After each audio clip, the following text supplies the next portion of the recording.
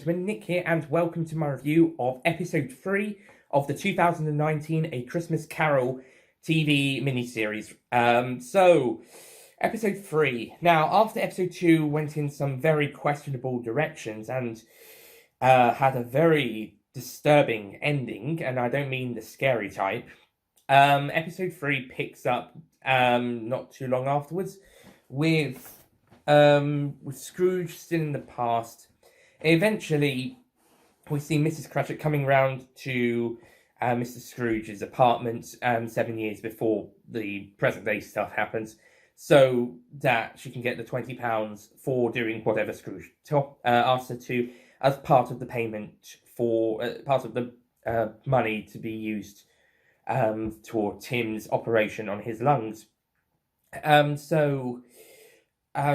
was the worry we had from the end of episode 2, where it was presumed Scrooge wanted either sex with Mrs. Cratchit or he wanted her to do some sexual activities, or just strip in front of him.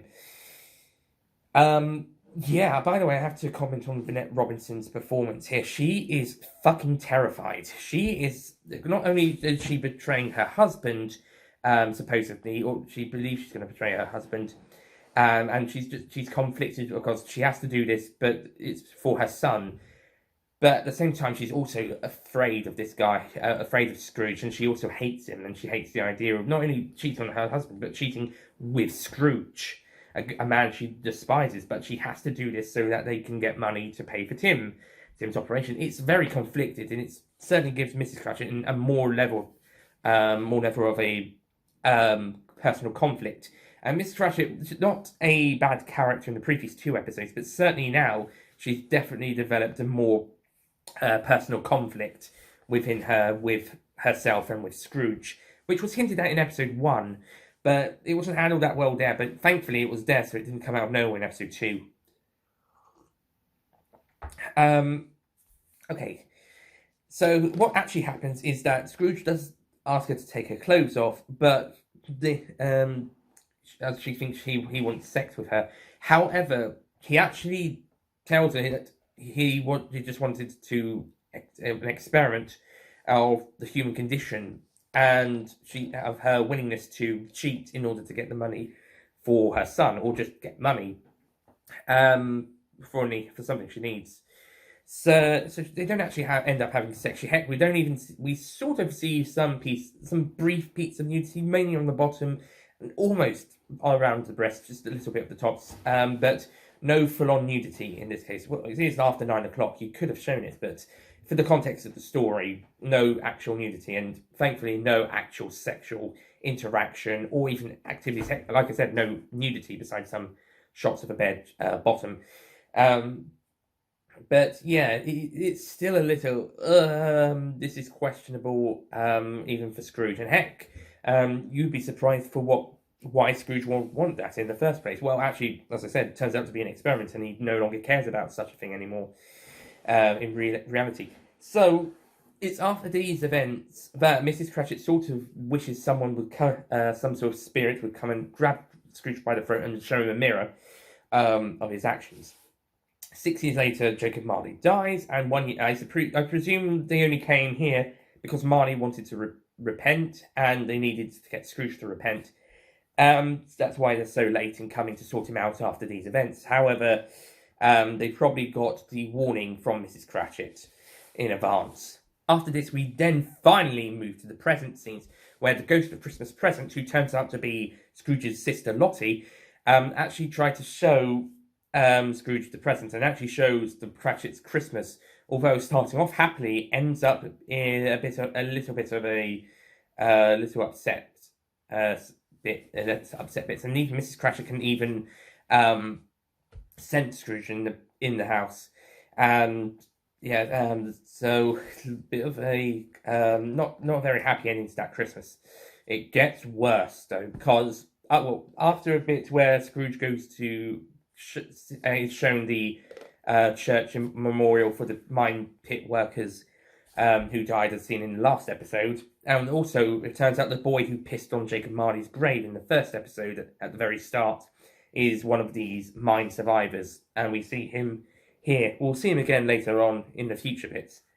After this, Scrooge is then shown the future by the Ghost of Christmas Future. Now, I was expecting this one to potentially be the scariest one they could do. I was thinking, this is the one. This is the one that where a more adult version, a more scarier, nastier version would then. This is where they take this. They can go as far as they can with a scary Ghost of Christmas Future, and he's not scary. What is interesting is that he's got his mouth sewn, so he can't physically speak. But beyond that, and the first couple shots of him, he's not scary. He's supposed to be the frightening one. The idea of the future is supposed to be frightening, and he's supposed to represent that. But he's not scary here. You get that in some adaptations. Well, maybe some adaptations, they might fail on that hurdle because it's supposed to be the one you have never seen before. He's unlike anything other, and yet he is actually. He's just a guy who's got his mouth sewn and he can't talk. He can just point to stuff. The other version, he was just. You never saw him. He was covered in a big giant cloak. And you never saw his face, and he'd just point at stuff. He would never speak, but he would still intimidate. This guy doesn't intimidate. He just can't speak. I'm not scared anymore. Not after those first couple of seconds with him. So the Ghost of Christmas Future shows Bob Cratchit. Well, he's announced to his family that he's going to leave Scrooge, go and work somewhere else, and he's writing his resignation letter when Tiny Tim goes onto the ice and falls in, much to which is shown to Scrooge's vision, and he dies, or is on the edge of dying, and then does properly die. And then Scrooge is taken into the future, where he's shown his own dead body. It turns out he's actually died about 7 years later, as opposed to 1 year like it is in the book, in this vision. I think it says 1851 death there, but I think the story is set in 43, so he's got 8 more years. So yeah, that's a bit strange. They decided to jump to 8 years into the future rather than just 1 year into the future. And he is sort of shown he's shown his grave with the boy from the start of episode 1 and from the church scenes earlier coming to piss on it, like he did with Marley's earlier on in the series, and sees the Cratchit family having Christmas dinner at Tim's graveyard. And he doesn't really want he doesn't want forgiveness anymore. He knows he's a terrible person, and he doesn't want forgiveness, even with Marnie coming to see him one last time. But Scrooge doesn't want forgiveness. He just wants Tim to still be alive, which sort of, in a way, makes him seem like he's repented. Marnie rests in peace, and the ghosts disappear. And Scrooge wakes up the next morning. He's the changed man. So I guess now he's got his second chance to save Tim, he feels a much better person, which is his changed man manner, I suppose. It is a little contrived, but it'll do. And he's actually quite a nice guy, and eventually he's able to he's able to put gravel onto the pond, and also he goes and sees the Cratchits and talks to them a bit. Doesn't stay for Christmas dinner, but he does talk to them he knows about Bob, he's been visited by the ghosts, knows about Bob resigning, knows about the ghosts, and instructs Tim not to go on the ice. And then thanks Mary Cratchit. By the way, it's Mary Cratchit in this series, not Emily Cratchit, for some reason. By the way, there's a woman here called Martha, I believe. I think that was the name of one of the daughters they had in the original story. For some reason, they cut it down from 4 children to 2 children, 2 sons and 2 daughters. I don't know why, but they've cut it down. Heck, they could have had 4 children. They could have had a whole family around the table. Maybe it was for writing stuff. Maybe if they had another guy at that scene, then he could have represented the other boy. So it would make sense that those 2 were friends, maybe. Anyways, or maybe I'm wrong about that former point, but I'm pretty sure there was 4 Cratchit children. No, I am right, because in Dickensian he's got 4 children. He's got his wife and he's got himself. Plus he's got a son-in-law who's married the son, so he's got 7 mouths to feed. He mentions in an episode of Dickensian. So actually, no, I am right. Okay, so they probably just cut out two of them, or well, one of them turned into another character, and another one just cut out completely. Anyway, at the end, he says thank you to Mary and apologizes and everything, and then he sets off to try and make the future a better place. It's sort of implied that there's more things to be done, as Mary thanks the spirits and says there's much more to be done. But I'm sure what else there can be, unless they want to go through this again next Christmas. Go for a second go round again. But Scrooge seems to be a changed man, and he wants to help set up the future. So unless she means that, then I'm not 100% certain. So maybe there'll be another series next year. I highly doubt it, because I don't honestly know what could be a follow-up to A Christmas Carol in terms of a follow-up story for Scrooge or the Cratchits. The only other thing is Scrooge becoming like a second father to Tiny Tim, and they're much more friendly with each other, and or him going to see his nephew, who actually hardly doesn't even get the Christmas present scenes, which is a shame. I mean, he didn't do much, but it was interesting to see him. I mean, he didn't do much, but at least may have closed the story with Scrooge's sister, just a little bit, come full circle, perhaps. Yeah, and I do have to say, I think the present and future stuff are a little done a bit too quickly, especially the future stuff, because they have so much of the past to talk about. Not to mention, it isn't really clear about Scrooge's redemption throughout those bits.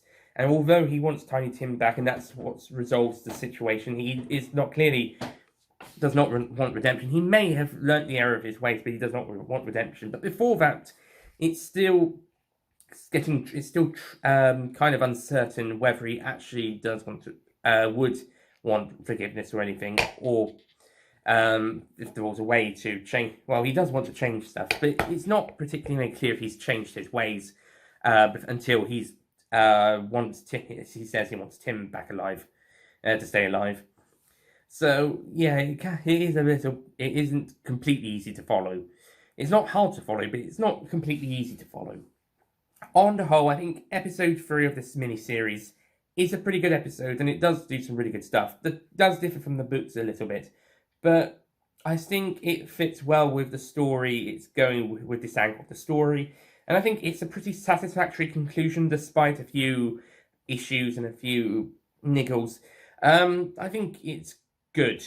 So I'm going to give this episode I'm going to go with an 8 out of 10. I was going to go with 9, but I think because there was a few things it could have done a bit better, I think I'll go with 8 out of 10. Well, I wish it could be Christmas every day. When the kids start singing and the band begins to play.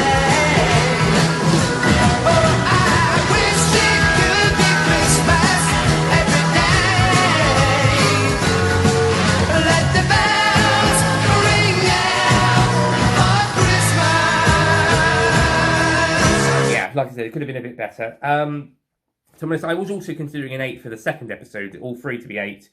But I think because of some certain choices to go with earlier on and at the end, it had to knock itself down to a 7. But the way it's resolved here isn't too bad. Not too badly, but not too distasteful, considering where we think it's going to go. And I think the rest of the episode is satisfactory, but not perfect. So I think this is a good mini-series.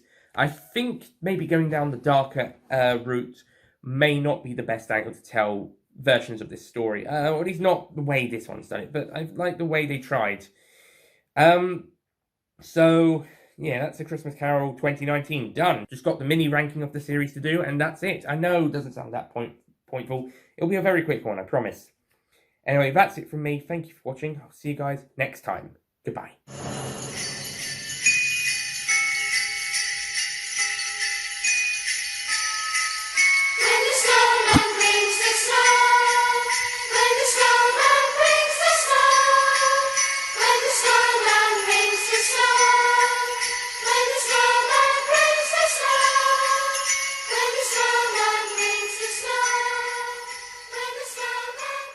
Don't forget to click below to subscribe to the official Nicholas Payne Retro YouTube channel.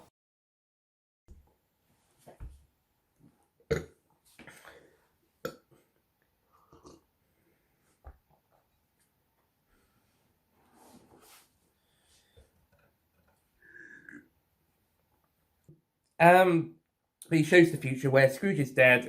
By the looks of it, it looks like it's another 7 years to his death, as opposed to actually I skipped a bit. So it turns out Tiny Tim actually dies. So yeah, well, okay, 8 years then after his death. So he's got 8 more years, 7 years from, 8 more years.